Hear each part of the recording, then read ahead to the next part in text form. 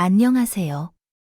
저는 일찍이 남편을 세상 떠나보내고 혼자 외동딸 하나를 키워온 60대 여성입니다. 젊은 여자가 홀로 아이를 키우며 살아온 세월이 녹록하다고 했다면 거짓말이겠죠. 하지만 하나밖에 없는 딸을 아이 모자람 없이 키우겠다는 일념 하나로 버티고 또 버텼습니다. 그렇게 전의를 악물고 아이를 키우며 살았어요. 지금 되돌아봐도 그간 해보지 않은 일이 없던 것 같습니다. 식당이나 시장에서 허드레시를 마다하지 않았고 땅을 주는 반일이나 청소일도 틈나는 대로 하면서 악착같이 살았습니다. 그 애가 중학교에 갈 무렵에는 이하 내용은 주어지지 않았기 때문에 작성이 불가능합니다. 작은 분식점 자리를 하나 얻어서 지금까지 장사를 하며 살 수 있었지요. 살가운 남편에게 사랑을 많이 받아보지 못하고 떠나보냈다. 박복한 인생이었지만 그래도 우리 딸은 구김없이 잘 자라주었습니다. 그 사실 하나만으로도 제 친한 인생이 모두 보상받는 것 같았어요. 부모에게 자식이 잘 되는 것보다 더 좋은 게 있겠습니까? 일찍이 철이 들어버린 똑똑한 딸아이는 누구보다도 제 엄마 생각하고 투정 한 번 부리지 않을 만큼 착한 자식이에요. 어려운 형편임에도 불평 없이 제 할 일 다 하고 가게 일까지 제 일처럼 돕는 천사 같은 우리 딸, 그러한 귀한 제 자식에게 그런 엄청난 불행이 닥칠 줄 누가 알았겠습니까? 그 일만 생각하면 너무나 원통하고 분해서 아직도 심장이 터질 것만 같습니다. 이제는 우리 착한 딸을 덮친 그 악몽 같은 사건을 다시 꺼내고자 합니다. 엄마, 이번에 휴학했어요. 생각도 정리하고 사회생활도 경험하려고요. 너, 등록금이 모자라서 그래? 엄마가 마련해 볼 테니까 걱정 마세요. 아니야, 등록금은 내가 알아서 내면 돼, 진짜야. 나 잠깐 쉬고 싶어서 그래요. 말은 그렇게 하지만 등록금이 모자라서 휴학과 복학을 반복하는 걸 왜 가만히 있는 건지 모르겠어요. 4년 동안 내 약을 다니면서 등록금을 내라는 말을 한 번도 듣지 않았어요. 서빈이라는 사람은 고등학생 때부터 자신이 돈을 벌어서 학비를 마련해 학교에 다닌 사람이에요. 분식집을 운영하는 엄마에게 부담을 주고 싶지 않아서 그 마음이 얼마나 훌륭하고 기특한지 알 수 있어요. 저도 그런 사람에게 도와주고 싶었죠. 하지만 가난한 가정에서 태어나서 그렇게 할 수 없었어요. 다른 사람들은 4년의 대학 생활을 마치는데 7년이나 걸렸어요. 그래서 취업도 다른 사람보다 늦게 하게 되었고, 연애도 한 번 제대로 한 적이 없어요. 그럼에도 불구하고 우리 가난한 엄마를 한 번도 탓한 적이 없습니다. 저는 우리 가정의 상황을 이유로 자기 불만을 품은 적이 없어요. 오히려 엄마도 제게 힘들었을 텐데, 그럼에도 끝까지 쟤를 키워줘서 고맙다고 말하는 예쁜 아이였습니다. 회사를 다니면서도 월급의 대부분을 제게 맡길 정도로 저를 끔찍이 생각하는 날이었죠. 과장된 말씀일 수도 있겠지만 딸은 제게선 이 세상의 전부였고 제 목숨과도 바꿀 만큼 소중한 존재였습니다. 그런데 어느 날 슈퍼마켓에 가서 사장님이 이렇게 말씀을 넌지시 하더군요. 그 댁 따님 요새 연애 안 와봐요. 그게 무슨 말씀이세요? 엊그제 왜 남자가 차에서 내리는 걸 내가 봤거든. 남자가 아주 키도 크고 탤런트스러운 외모를 가지고 있고 차도 아주 고급스럽더라고요. 애어는 아닐 거예요. 걔가 남자를 만난다고 하면 정말 좋게 해요. 연애에는 영 관심이 없는 애라서 누구 아는 사람 차 한 번 얻어 탄 모양이죠. 그렇게 말은 했지만 저는 내심 기대를 했습니다. 저렇게 고생만 하지 말고 자기를 아끼는 남자를 만나서 행복한 가정을 꾸리며 널 얼마나 좋겠습니까? 그래서 저는 설레는 마음으로 집으로 돌아가면서 조심스럽게 희영에게 물었습니다. 희영아, 너 혹시 누구 만나는 사람 있니? 갑자기 그건 왜 물어요? 옆에 가게 사장님이 남자랑 함께 있는 너를 봤다고 하던 걸 정말 그런 거야? 너 정말 남자가 생긴 거니? 사실은 혹시 가지 않고 보는 사람이 있나요? 그래, 그게 정말이야. 잘 됐다. 잘 됐어. 우리 딸이 평생 혼자 살까봐 걱정했는데, 그래, 어떤 남자니 엄마한테 좀 알려주면 안 돼. 그냥 회사에서 만난 사람인데 나 많이 아껴주고 챙겨줘. 그래, 그런 사람이면 됐어. 남자는 모르는 게 아니라 자기 여자 챙기는 줄 알아야 해. 어디 잘 한번 만나봐. 그리고 본격적으로 마음이 있으면 엄마한테도 소개시켜주고. 네, 알았어요. 아래는 부끄러워서 말끝을 흐리던다고요. 저는 진심으로 우리 딸의 연애를 축하드립니다. 딸이 동갑이 되면서 연애를 시작하는 나이인데 여태까지 한 번도 남자를 만나지 못한 게 말이 되나요? 적어도 다른 사람들이 해본 것은 다 해보면서 살아가야 하지 않을까요? 이제는 자신의 삶을 꾸며가야 할 때가 왔지 않겠습니까? 남들보다도 소중한 존재인데 저는 항상 행복한 삶을 진심으로 응원해왔습니다. 며칠이 지나고 딸이 머쓱한 표정으로 이렇게 말했습니다. 엄마, 이번 주에 한 끼 먹자. 어디 외식해요? 남자 친구 소개시켜 드리려고요. 그게 정말이야? 엄마, 사람들과 만나면 궁금하잖아요. 저도 그렇죠. 남자친구한테 도 말해뒀어요. 그래, 또 기대가 되네요. 우리 형이 마음을 뺏은 사람이 누구일까요? 아이 참, 엄마도 기대는 하지 마세요. 실망하게 될 수도 있으니까. 어쨌든 그 나른 시간을 비우세요, 엄마. 드디어 제 딸의 애인을 만날 수 있는 날이 왔습니다. 정말 기대가 되네요. 이제야 우리의 행복을 꿈꿀 수 있겠다는 생각에 가슴이 벅차올랐어요.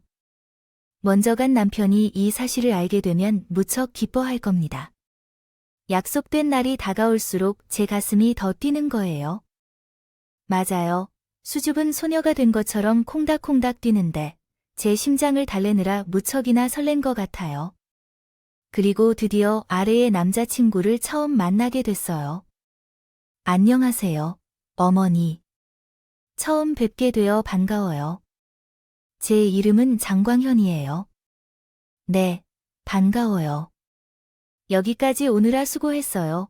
우리 형에게 들은 바로는 현재 우리가 만나고 있는데 좋은 감정으로 만나고 있다고 해요. 네, 그렇습니다. 그냥 가볍게 만나는 게 아니라 결혼을 전제로 진지하게 만나고 있습니다. 아, 그래요. 딸의 남자친구는 키도 크고 얼굴도 잘생기고 말하는 것도 참 정중하다고 하더라고요. 첫인상은 100점 만점에 90점이었습니다. 사실 마음속으로는 100점을 주고 싶었지만 나중에 딸에게 하는 행동을 보고 점수를 주기로 했어요. 그만큼 첫인상은 너무 마음에 들었죠. 광현 씨라고 했던가요? 이제 조금 편해졌으니 말 나누어도 되겠죠. 우리 딸 입장에서 알겠지만 어릴 적에 지아비가 죽고 형편이 어려워도 실은 내색을 한 적이 없는 정말 착한 딸이 새 결혼 상대로 만나고 있다고 하니 이야기를 하는 건데 항상 아껴주고 보듬어 주었으면 좋겠어요. 그렇게만 해주신다면 나는 더 이상 바라는 게 없네요. 그렇게 말씀해 주셔서 감사합니다. 그런데 이런 질문은 조금 거리낌으로 느껴지나요? 아니에요. 궁금한 거 있으면 얼마든지 물어보세요. 어머님께 여쭤보세요. 부모님께서 모두 건강하게 잘 지내시는지요? 어머님은 교회에서 작은 일을 맡아 계시고 아버님은 회사를 경영하고 계십니다. 아버지가 회사를 운영하신다는 이야기를 듣고 나니 마음이 살짝 어렵습니다. 저희 집 상황이 그리 안정되어 있지 않아서 남자 가족 쪽의 현황과 너무 차이가 나면 불편할 수도 있거든요. 그래서 전 좀 편견 같은 감정이 드는 것 같아요. 제 어머니가 다니시는 회사가 바로 우리 아버지가 운영하시는 곳이라는 거죠. 제가 그 회사에서 일하고 있기도 하고요. 어떤 걸로요? 딸이 자동차 부품을 생산하는 회사에서 일하고 계세요. 중견기업에 다니고 있던 것이었어요. 대기업은 아니지만 꽤 유명한 회사였어요. 그래서 딸이 만난 남자는 그 회사의 아들이었고 아버지는 회사의 대표라는 이야기를 했어요. 그 순간에 뒤통수가 쿵하게 찍히면서 어리둥절했죠. 솔직히 말이 턱 막혀서 어떻게 반응해야 할지 전혀 모를 때였습니다. 그런 큰 회사의 아들이 분식집 딸과 만났다는 일, 마치 드라마 속에서 벌어질 것 같은 상황이 제 딸과 저에게 일어났어요. 멋쩍어 하는 딸을 보고 눈으로 대체 무슨 일이야?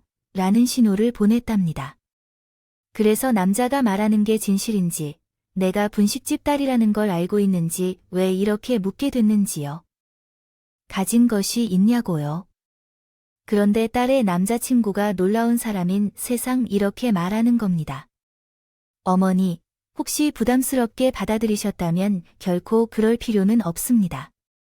시영이가 힘들게 성장해온 것도 잘 알고 있어요.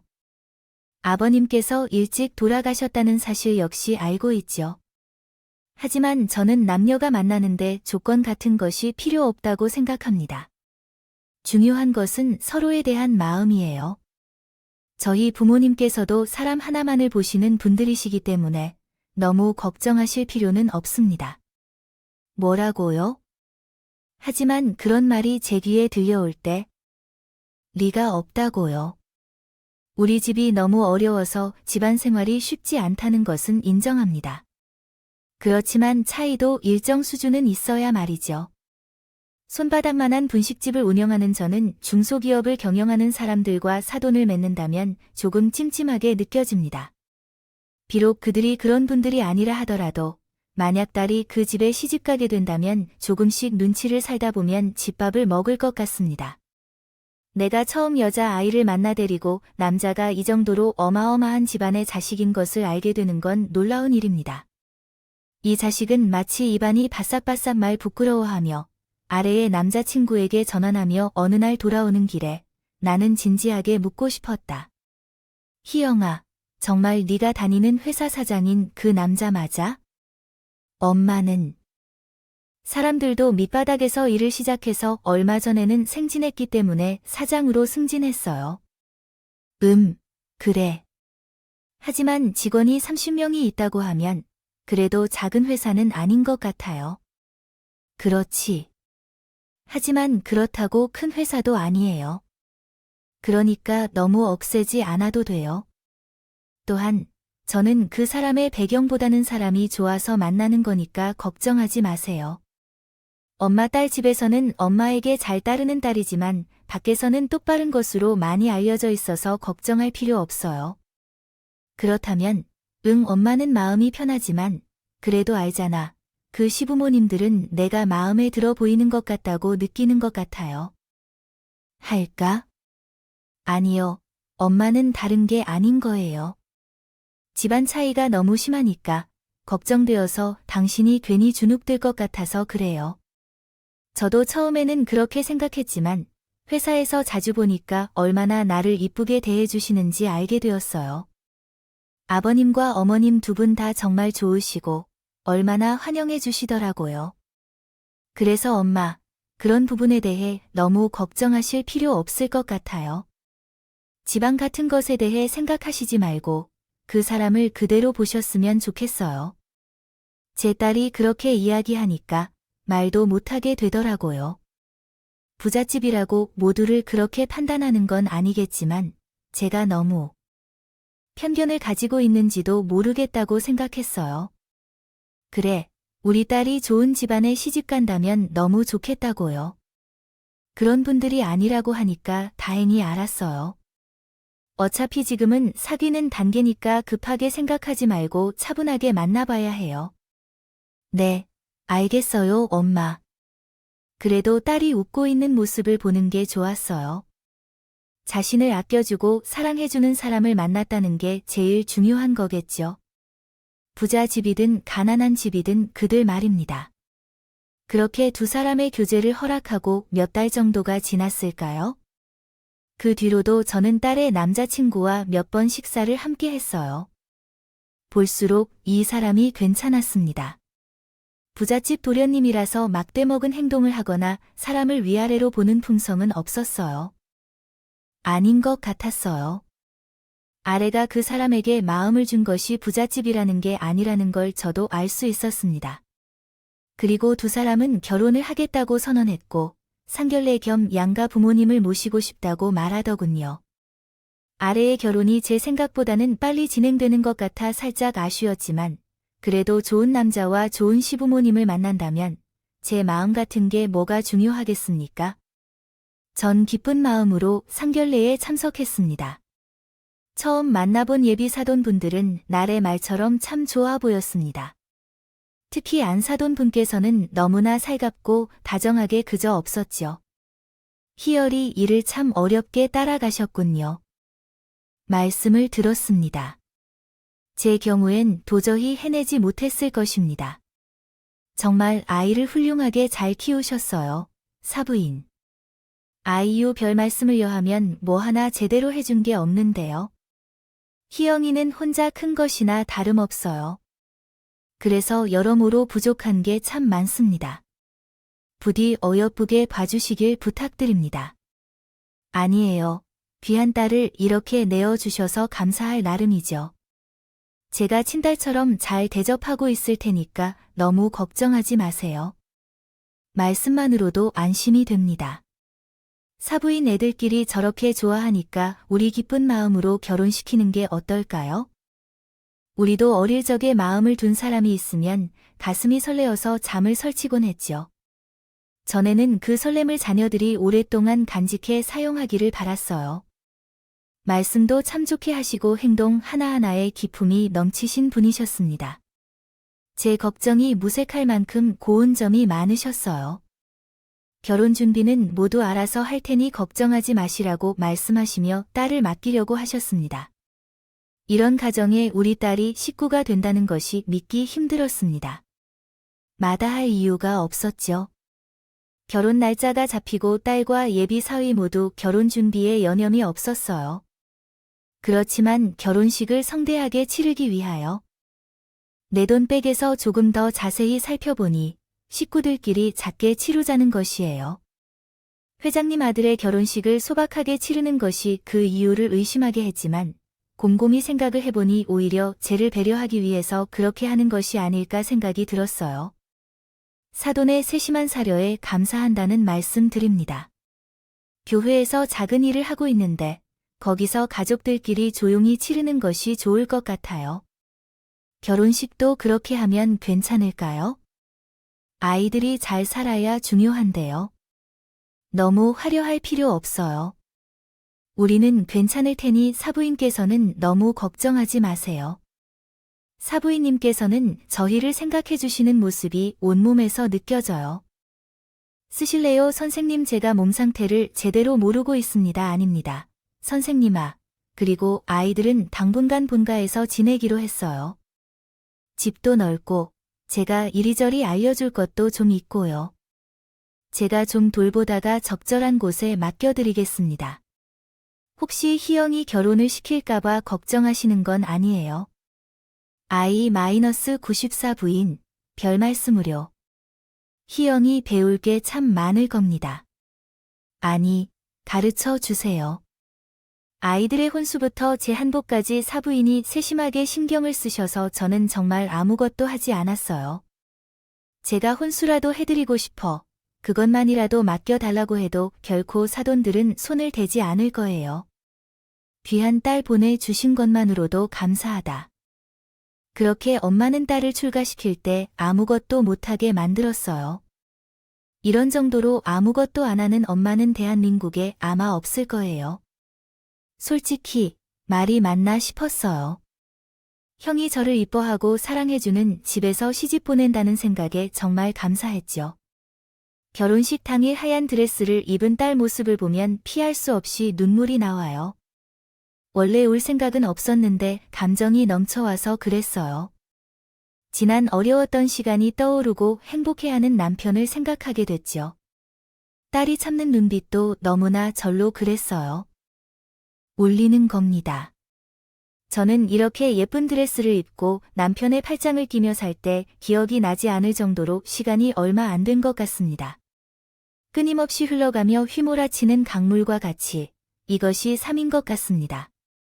그럼에도 불구하고 하루에 가족을 돌보고 행복하게 살 수 있다는 것이 정말 자랑스러웠습니다. 이제는 그런 아이들을 곁에서 지켜보며 조용히 응원하는 것이 제 역할인 걸 느끼며 저는 이런 삶을 축복합니다. 딸이 결혼한 뒤 혼자 남아 계시면서도 나를 걱정하시는지 저는 때때로 연락을 주셨습니다. 엄마, 어머니 어떻게 지내세요? 아무 문제 없이 잘 지내고 계신가요? 이런 식으로 말씀하시며 부모님들도 너무 사랑스럽게 보호해 주시기 바랍니다. 대해줘서요. 남편도 저를 귀찮을 정도로 잘해줘요. 이거 잘 지내는 거니까 엄마도 너무 좋아해요. 그런 좋은 집안에 시집가서 엄마가 얼마나 마음이 편한지 몰라요. 내 엄마니까 내가 걱정하지 말고 잘 지내요. 언제 한번 내려오실래요? 오빠랑 조만간에 한번 내려갈 거예요. 장서방 베리 좋아한다고 꼭 한번 알아두세요. 내가 장서방을 많이 좋아하는 건 알아둘 테니까요. 네, 알겠어요, 엄마. 딸이 결혼을 한 후에도 자주 찾아왔고 전화도 자주 했습니다. 정말 행복하게 지내는 것 같았어요.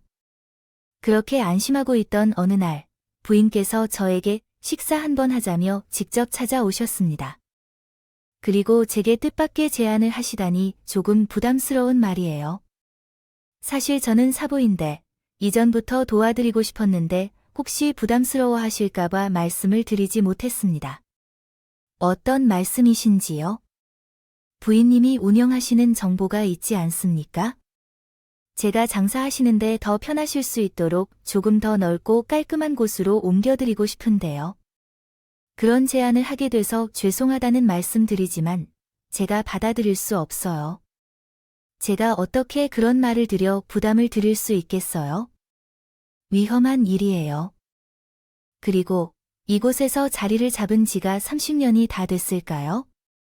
한골 손님도 계시고 옮길 생각은 없어 여사 부인. 그럼 리모델링은 어떠세요? 깔끔해지고 좋을 것 같은데요. 비용은 제가 알아서 다 할 테니까 걱정 마시고요. 희영이 가든 귀한 딸을 제게 주셨는데 이 정도는 해드리고 싶어서 그래요. 아닙니다. 부인, 그런 말씀 말아주세요. 허락하실지 않는다고 해도 제가 고집을 좀 피울 생각입니다. 부인께서 좀 더 편하게 업무를 하셨으면 좋겠어서 그래요. 그러니까 제 마음 좀 받아주세요. 보이니까 저렇게 간곡히 부탁을 하는데 계속 거절만 할 순 없을 것 같습니다.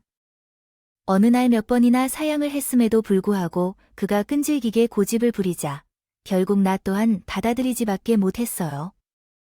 솔직히 부담되긴 했어요. 결혼할 때는 아무것도 못 도와줬는데 뜬금없이 찾아와서 제 가게를 도와주러 나타나기 시작했어요. 하지만 계속 거절한다면 주인님의 정성을 무시한다고 비낼까봐 결국은 불을 들기로 결심하게 됐어요. 결과적으로 훌륭한 가문에 시집가게 되어서 딸내미 덕분에 저는 30년 만에 가게를 개조할 수 있었어요. 처음에는 부인의 배려가 너무 부담스러웠는데 깔끔해진 가게를 보니 마음이 흡족해졌어요. 손님들도 더욱 좋아할 것 같아요. 게다가 시어머니도 매우 좋아하신다고 하셔서 부담 없이 마음을 편히 놓을 수 있게 되었어요. 그러나 사보이 사호는 그것에 그치지 않았다. 사분들이 제 통장으로 매달 100만 원씩 보내시는 것이 아닐까요? 너무나 놀라 반송하려고 했지만 사고 돌려받지 않겠다고 하시는 바람에 제가 곤란해지고 말았습니다. 전화를 걸어와 사부인이라 하니 그 돈은 사부인을 위해서 사용하라고 애들이 용돈으로 주는 거라 생각하세요. 이 제 사식 참고 있으면서 사세요. 이제 친구들과 좋은 것을 사고 옷도 사 입으면서 사세요. 제 마음이 편해져야 하니까 그렇습니다. 마음이 이해되실 거라 생각하지만요. 아무리 그래도 용돈을 받는 사람이 있는데 어디에 계시나요? 너무나 죄송해서 2배로 돌려드리려고 했는데 딸아이가 받아도 된다고 하니까요. 엄마, 괜찮아요. 어머님이 드릴 만큼 받는 거예요. 원래 결혼했을 때 엄마에게 100만 원씩 주기로 약속했어요. 시어머니한테 이야기하니 남편 대신으로 어머님이 주시는 거라고 해요. 남편이 돈 관리는 지금 어머님이 하고 계시거든요. 그래서 내가 주는 것으로 생각하고 어머님이 잘 쓰세요. 하지만 희영, 그렇다 해도 액수가 너무 많아요. 내가 돈을 쓰는 시기는 언제인가요? 괜찮다니까. 엄마, 저도 이 집에서 며느리로서 여자로 팔 아주 잘하고 있어요.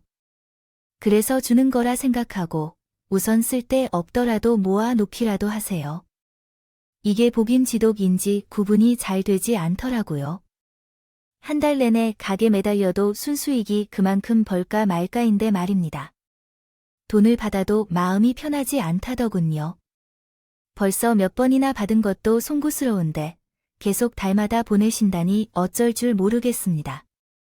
제가 하도 답답해서 아주 가까운 친구에게 이야기를 살짝 했거든요. 어머, 언니, 그게 정말이야. 세상에 백식이나 어요원이 이제 팔자편으로 내 팔 잡혔어. 아니, 그렇다고 마냥 좋아할 게 아니라니까. 목 어깨 시리 사돈. 한테 매번 이 정도 큰 용돈을 주시는 것은 다른 사위 대신을 해주는 마음이지만 기분이 영 올라와서 싫습니다. 그런데 아무리 말씀해도 계속해서 보내주셔서 어떡하죠? 아우, 그런 얘기 말 맙시다. 돈이 썩어나는데 며느리 얼굴 보고 힘들게 지내고 있는 며느리를 도와주려는 마음도 있는 거 아니야? 그냥 감사하다고 생각하고 넣어도 돼. 좀 찾아봤더니 형이 시아버지 회사가 요즘 급성장하고 있단다. 어쨌든 언니는 딸 자식들 잘 키워서 말년이 터졌어요. 내가 쪽팔려서 언니한테는 말 안 하려고 했는데 우리 딸은 백승호 만나서 현재 취업도 못하는 상황이에요. 얼마나 제가 속이 타나요? 그러니까 언니는 복을 받았다고 생각하고 좋게 생각해야 해. 사부인 외에도 다니다 보니 그럼 인성도 최고일 거 아닐까? 언니도 교회 집사님이니까 코드도 잘 맞고 좋겠다. 뭐, 걱정할 게 뭘 걸까? 친한 동생은 제 마음을 아는지 모르는지 복에 겨울 소리 하지 말라고 해야겠어. 오히려 저를 나물채 하더군요. 정말 그 말이 맞는 걸까요? 사돈 떼면서 가게 리모델링을 해준 것도 모자라 매번 돈을 보내오는데 정말 눈 감고 받아도 되는 걸까요? 저는 묵은 체증이 얹힌 것처럼 영해름 칠겠어요. 그래도 할 수가 없습니다. 돈을 보내온 사람을 제가 막을 수는 없을 테니까요. 없는 일이고 일단은 돈을 쓰지 않고 가만히 내버려 두었어요. 언제 적당한 때가 되면 돌려드려야겠다는 생각을 했습니다. 그렇게 시간이 지났고 언제부터인가 아래의 얼굴을 본 지 얼마 되지 않았다는 생각이 들었어요. 연락은 가끔 오지만 어느 날부터 집에 오는 일이 좀 드문 것 같아요. 아무리 시어른들이 잘해주신다 해도 시댁에서 잠깐 쉬는 게 어디 쉬울까요? 아무래도 친정에 다녀온다는 말이 쉽게 떨어지지는 않을 것 같아요. 그런데 떠오르는 생각이 있습니다. 아래의 전화통화에서도 목소리가 좀 어두웠던 것 같았어요. 혹시 시어머니 집에서 살기가 너무 힘들까요? 아니면 제 남편이랑 다투기라도 관계가 있는 건 아닐까요? 한 거라니까 몸이 어디 아파도 그렇지 않은 일인지 걱정이 앞서게 된 것이에요. 그래서 어느 날 딸의 목소리를 들어보고 싶어서 전화를 걸었답니다. 여보세요. 희영이에요. 엄마야. 엄마, 어떤 일 있으세요? 아니, 다른 게 아니에요. 요새 내 얼굴을 볼 수 없어서 혹시 무슨 일 있나 싶어서 뭐가 있는 건 아니냐 싶어서. 요즘 무슨 일 있나요? 아니에요. 걱정 마세요. 요즘 일이 좀 바빠서 연락을 못 드렸어요. 제가 좀 한가해지면 언제든 한번 집에 들릴게요. 아, 알겠어요. 무슨 힘든 일이 있으면 언제든지 전화해요. 아버지는 딸이 밖에 없다는 걸 아시겠지요. 그렇게 말씀하시고 전화를 끊었지만 딸아이의 목소리가 좋지 않다는 걸 느꼈습니다. 제가 30년 가까이 키워온 아이인데도 그런 사실을 모르다니요. 전화를 빨리 끊으려 하고 마치 무슨 일이 있는 사람처럼 보였어요. 그럴 때마다 마음이 불편해서 새벽마다 교회에 가서 딸을 위해 기도했습니다. 제 딸이 아무 일 없이 행복하게 잘 살 수 있도록 매일 기도했지만 불안한 마음을 달래지 못했습니다. 그래서 결국 딸아의 목소리가 마음에 걸려서 제 딸을 직접 만나러 가야겠다고 결심했습니다. 아이에게 줄 반찬을 잔뜩 만들어서 양손 가득히 들고 고속버스를 탔습니다. 제가 간다고 말하면 분명 오지 못하게 할 것이 뻔했습니다. 사돈댁 근처에 가서 전화를 할 생각이었어요. 잠깐이라도 얼굴을 봐야 안심이 될 것 같았거든요. 한 번 초대를 받아간 적이 있어서 사돈 위치를 잘 알고 있었습니다. 제가 젊었을 때 자주 다녔던 지역이기도 했고요. 막상 큰 단독주택에 사는 사돈 위치에 도착하니 좀 망설이게 되었습니다. 괜히 사람들을 불편하게 만드는 건 아닌지 걱정되기도 했고, 대문 앞에서 서성이고 있을 때 누군가 그 집에서 나와 문을 열 것 같지 않겠어요. 딱 보니까 그 댁에서 일을 도우는 아주머니셨죠. 아주머니는 배번째에 잘 알아보더라고요. 어머, 작은 사모님이세요? 어머님이세요? 아니요, 추운데 여기서 왜 이렇게 서 계세요? 혹시 작은 사모님으로 오셨어요? 아내, 혹시 우리 형이 집에 있나요? 4개월 전에긴 한데 설마 연락도 없이 무작정 오시는 거예요? 그렇게 됐습니다. 사돈 어른들도 다 계시고요. 아니요, 지금은 작은 사모님이 안 계세요. 아우, 참, 연락 좀 하고 오시지. 마침 장 보러 가려던 중인데 일단 따라오세요. 얼른 올라가셔서 작은 사모님 좀 만나보세요. 가사 도우미 아주머니가 혀를 차면서 대문을 열어주는데 등골이 오싹해지는 기분입니다. 아주머니의 표정에서 뭔가 잘못되었다는 것을 느꼈죠. 저는 현관문을 열고 우리 딸을 찾았습니다. 희영아, 엄마야. 연락도 없이 갑자기 찾아오면 어떡해? 1년 만에 전 딸의 모습을 보고 너무 놀라 말았습니다. 제가 눈으로 보고 있는 사람이 제 딸이 맞는지 의심이 들었습니다. 헝클어진 머리를 팽팽하게 두지 않는 모습, 그리고 제대로 못 먹어서 마르고 굽이처진 몸을 보면 제가 알던 딸의 모습이 아니었지만 확실하게 제 딸임을 알았습니다. 아이가 얼마나 힘이 없는지 거실에서 주방으로 가는 길에도 엉금엉금 걸어가고 있습니다. 그렇게 충격적인 딸의 모습에 제가 그만 자리에서 얼어붙어 버렸다. 희영, 와, 대체 그게 무슨 고린이야? 너 어디 아프니? 얼굴이 왜 이렇게 상해서 몸은 또 왜 이렇게 말랐고? 무슨 일이야? 어서 빨리 말해봐. 어허, 엄마. 아래는 제 품에 안겨 울음을 터뜨렸습니다.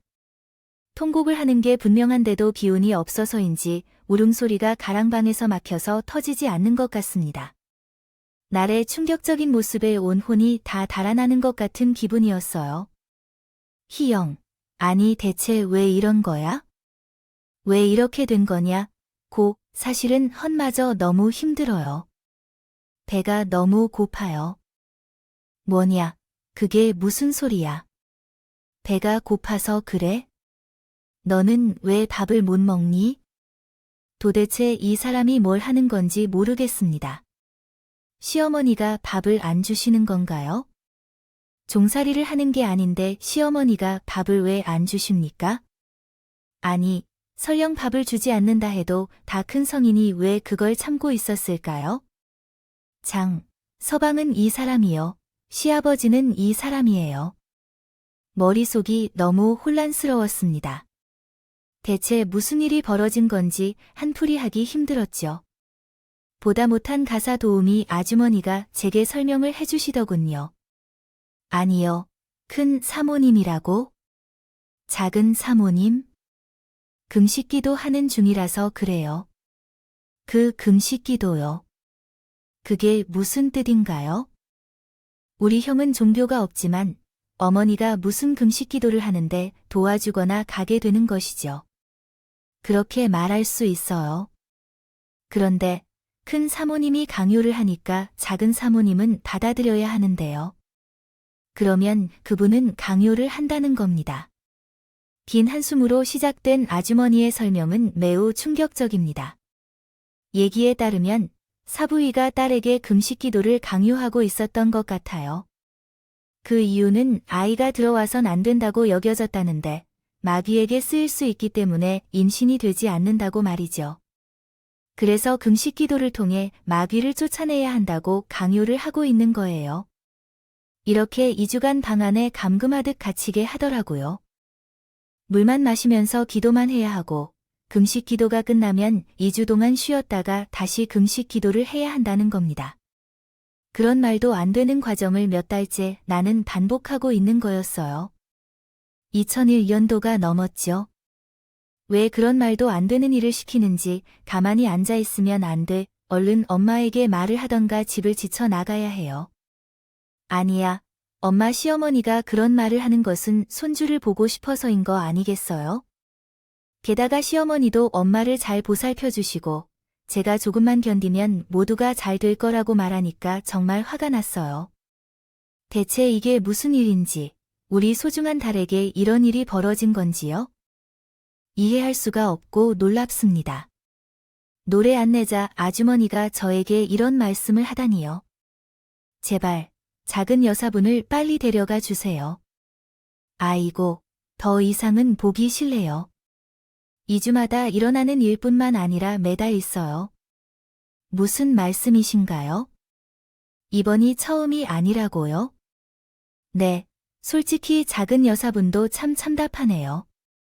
금식 기도를 싫어한다면 거부할 수 있지 않을까요? 혹시라도 해코지 당하거나 당할까봐 무언가 말 못하고 철없이 당하기만 하시고 이 집에서 도와주는 사람은 한 명도 없습니다. 이 집의 권력은 큰 여사분이 다 갖고 계신 거예요. 그리고 작은 신부 남편이 회사에 바쁘다는 핑계로 신경도 쓰지 않는다고요. 나 몰라 하고 있어요. 저렇게 40km 안 된 아내를 보고도 괜찮냐 병원 가보자라고 말 한마디 하는 걸 나 본 적이 없다니까요. 그럴 때마다 저도 여기서 종로를 타고 있지만 부상해서 죽겠어요. 저도 이참에 이 집 그만둘까 하고 말씀드린 건데 큰 사모님이 뭐 이상한 게 맞아서 며느리 죽이려고 들고 있어요. 어서 구출해서 가시는 게 좋으실 겁니다. 나중에 후회하지 마시고요. 정말 기가 막혔습니다. 화가 머리끝까지 치밀어 올라서 견딜 수가 없더군요. 이건 범죄나 다름없는 짓인 것 같아요. 사이비 종교에 빠진 안산도는 애가 들어서지 않는다는 이유로 제 소중한 딸이 뭔가를 이치에 물고 있었습니다. 그렇게 천사 같은 얼굴을 하고 이런 행동을 하는 게 가능하다니, 그리고 이에 대해 믿었던 사위가 아무런 대응을 하지 않고 그냥 제 어머니에게 모든 것을 맡기다니, 저는 경악스러운 정도로 충격을 받았습니다. 곧바로 경찰을 호출했어요. 이대로 방치하면 안 될 것 같아서요. 경찰을 불렀더니 4살짜리 어린이가 문을 열고 들어와서 왜 난리야, 어머, 라고 말했어요. 4살짜리 아이가 제 가장을 리드하고 물어보기 시작했습니다. 미용실에 가셨나요? 사우나에 가셨나요? 5시 반에 판타지 책을 읽다가 발견했어요. 피가 거꾸로 서서히 굳어져 있습니다. 나는 말없이 그녀의 머리칼을 잡아 끌어당기고 해야, 이 여자야. 너가 내 딸을 그렇게 만들어 적과 같은 사람들에게 비추게 하겠냐? 딸처럼 잘 보살펴 주겠다던데 이게 무슨 짓이야? 여기 나요. 이 여자가 임신하지 않으니까 기도를 하는 거잖아요. 금식 기도를 하는 게 얼마나 어려운 일인지 나 알고 이래요. 아니, 머리를 건드리니까 왜 그러냐고. 그 여자가 말이냐고. 나는 온 힘을 다해 머리를 잡아 찢었습니다. 경찰이 나타나서야 그만 지을 수 있었죠. 거의 죽을 뻔했던 딸을 구해내고 집으로 돌아갔습니다. 저는 물을 끓여 음식을 만들어 먹인 후 급하게 먹는 사람들을 볼 때 마음이 상합니다. 이런 세상에서 이런 행동이 옳다고 생각하십니까? 임신을 막아내기 위해 이주나 철수력 방법을 실천한다는 주장에 대해 믿으시나요? 실제로는 사부인이라 불리는 여성이 다니는 교회의 도순 사이비에 소가 나를 포함한 다른 이들에게 세뇌를 가하고 있다고 합니다.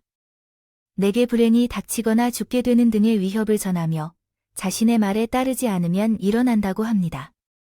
이런 사이비주의자들이 돈을 주거나 집을 새로 사주는 등의 요점을 소개하며 제 몸은 단단한 철갑같이 그러한 주장을 믿고 있습니다.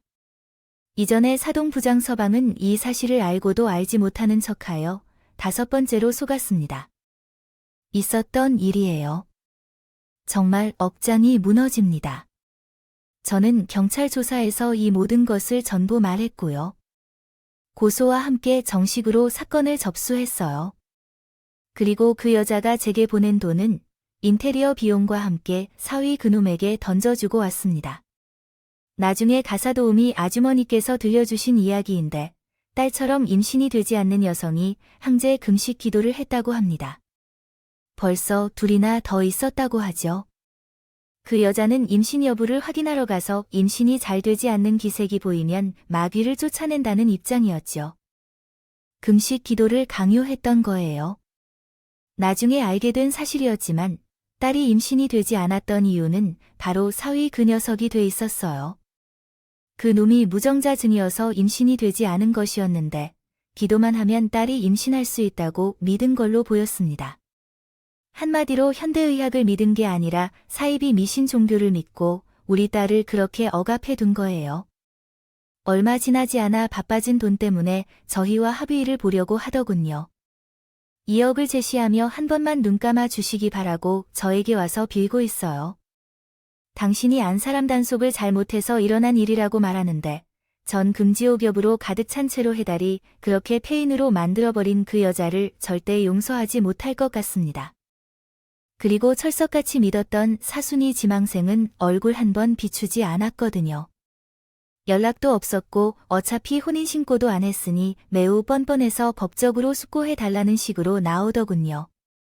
그래서 변호사를 고용하여 그들의 죄를 청산하기 위해 다방면으로 노력했습니다. 운 좋게도 그 집에서 생활하면서 그 여자가 폭행과 폭언 등을 적지 않은 증거를 소지하고 있었다고 하더군요. 추가로 경찰서에 그 증거를 제출했습니다. 그리고 나는 법적인 조치를 취하려 했지만 그들이 미끄럽게 피해 나갈 걸 알아서 그 여자에게 따로 연락을 했습니다. 그리고 딸이 증거로 여러 증인과 영상을 카톡으로 보내줬어요. 그러므로 당신은 당장 제 딸 앞에 무릎을 꿇고 사과하지 않는다면 당신이 했던 행동들이 인터넷에서 전파되어 언론에도 제보되고 협박을 받을 것입니다. 그러자 녹음 영상을 보면서 그 여자는 자신이 알지 못하던 사실을 알게 되어 사위와 달려와서 제 딸 앞에서 무릎을 꿇어야 했습니다. 사위는 얼마나 위선적이고 나쁜지 본 거지요. 자신의 회사 이미지나 명성이 훼손되거나 언론의 집중 포화를 맞을까 봐 신경을 쓸 듯하면서도 마치 무슨 대가를 줄 것처럼 우리 앞에서 눈물을 흘리는 거죠. 이 모습을 본 제 딸이 사위의 얼굴을 때려 치고 말았습니다. 제 딸이 그분을 믿고 사랑하고 결혼했는데 짧은 시간 동안에 그분의 사회적 행동을 보고서 이 이벤트가 벌어졌습니다. 실망을 많이 했을 테지요. 날은 분풀이한 듯이 사위를 때리면서 오열을 했습니다. 그 모습을 보고 제 가슴이 미어졌습니다. 저는 경기를 일으키며 사위에게 달려드는 나를 막으며 안아주었어요. 우리 딸 진정의 엄마가 있잖아.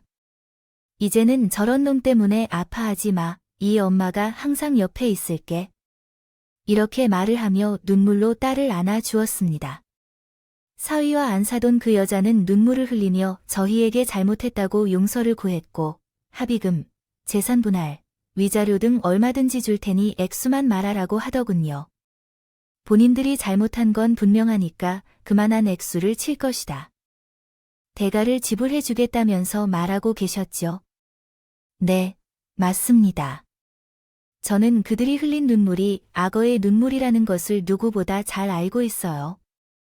어떻게든 빨리 제가 이 상황을 끝내고 싶습니다. 어떻게 하면 빨리 합의를 이룰 수 있을지 궁금합니다. 돈이라도 내야 이 문제를 해결하고 싶었나요? 그러면 제 딸이 받은 상처는 어떻게 되는 거예요?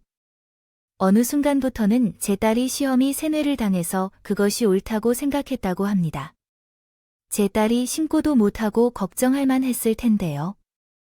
잘 사는 줄 알았던 딸이 고통의 시간을 보낸다는 생각에 아직도 저의 가슴이 아파요. 미아입니다. 지금이라도 제 딸을 찾아 참으로 다행이긴 합니다만 아직도 그 일만 생각하면 가슴이 뒤틀리기만 해요. 그 사건이 벌써 몇 달이 흘렀네요. 경찰 조사는 집행유예로 끝났습니다. 역시 우리나라의 법은 믿을 만하단 생각이 들지 않네요. 제 원망타선은 9명의 회사를 제대로 망하게 해주고 싶었지만 딸이 원치 않아 합의를 하고 마무리했습니다. 더는 그쪽 집안과 연루되고 싶지 않다며 합의를 했고 그 기억을 빨리 삭제하고 싶다고 했어요. 그래서 눈물을 삼키며 제 딸의 의견에 따라 행동했습니다. 지금은 딸과 함께 지내고 있는 중이에요. 딸은 아직도 정신과를 다니고 있어요. 자면서도 가끔 경기를 일으키며 오열하곤 합니다. 그럴 때마다 저는 나를 안아주고 있고요. 제가 딸을 이렇게 만든 것만 같아 제 마음이 너무나 아프네요. 그래도 저는 이겨낼 겁니다. 힘을 내야겠죠. 어머니가 힘을 내야 자식이 따라오지 않겠습니까? 부디 우리 딸이 다시 건강하게 일어날 수 있도록 여러분들의 많은 응원을 부탁드립니다. 마지막으로 저도 교회를 다니고 있습니다. 그 외 다니는 사람들이 전한 사단처럼 모두 사이비에 빠진 건 아니니까 색안경으로 보지 않으셨으면 좋겠네요. 그런 사람들 때문에 간절히 교회를 다니는 믿음의 사람들이 똑같은 사람으로 비춰질까 봐 마음이 아픕니다. 부탁의 말씀드리며 제 사연은 여기서 마치도록 하겠습니다. 앞으로 더 열심히 살도록 하겠습니다. 제 긴 사연 끝까지 들어주셔서 정말 감사합니다. 음악